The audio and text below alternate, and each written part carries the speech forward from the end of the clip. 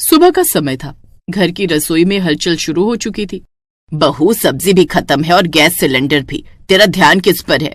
Mummy जी, मैं सुबह से ऑफिस में थी। आज दीपक ने कहा था कि वो खाना बना देगा। हाय, बेटा खाना बनाएगा क्या? अब तू बेटे से काम भी करवाएगी। औरतें रानी बन जाएं और मर्द रोटियां बेले हैं। माया देवी की आवाज ऊंची हो रही थी। तभी दीपक घर में दाखिल हुआ और सारी बातें सुन ली। माँ, मैंने ही अंजलि से कहा था कि मैं खाना बना लूंगा। इसमें कौन सा अपराध कर दिया? बेटा, घर के काम औरतें करती हैं। हम तो उम्र भर यही करते आए हैं। तो क्या अब भी वही करें जो सालों पहले होता आया था? हम क्यों ना बराबरी से काम करें? माया देवी को ये बात अच्छी नहीं लगी। उन्हें लगा कि उनकी परंपराएं टूट रही हैं। उस दिन उन्होंने मोहल्ले की नीलम से अपनी शिकायत साझा की। नीलम बहन, अब तो बेटा सब्जी लाता है, खाना भी बनाता है। बहू तो जैसे मेहमान बनकर आई है। दीदी, अब यही जमाना है, मर्द भी झाड़ू लगाते दिखेंगे अब तो।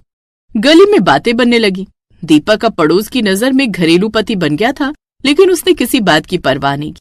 अंजलि, मैं सब जानता हूँ मोहल्ले में क्या हो रहा है, लेकिन जब तक हम एक दूसरे को समझते हैं मुझे फर्क नहीं पड़ता। दीपक, बस मम्मी जी को समझना मुश्किल है।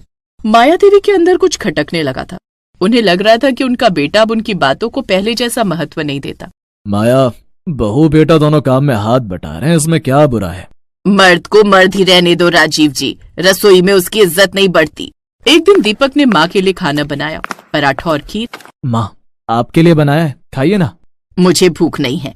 बेटे से खाना बनवाऊंगी तो बहू की क्या जरूरत? माया का गुस्सा बढ़ता जा रहा था। दीपक कुछ नहीं बोला, लेकिन अंजलि से ये सब छुपा नहीं था। दीपक, मुझे लग रहा है कि मम्मी जी मुझसे नाराज हैं। तुमसे नहीं, खुद से हैं। उन्हें अब भी लगता है कि उनका बेटा सिर्फ रोटी कमाने के लिए है, बेलने के लिए नहीं। कुछ दिनों बाद अंजलि की सहेली शिवानी घर आई। माया देवी से उसकी छोटी सी बातचीत ने माया को सोचने पर मजबूर कर दिया।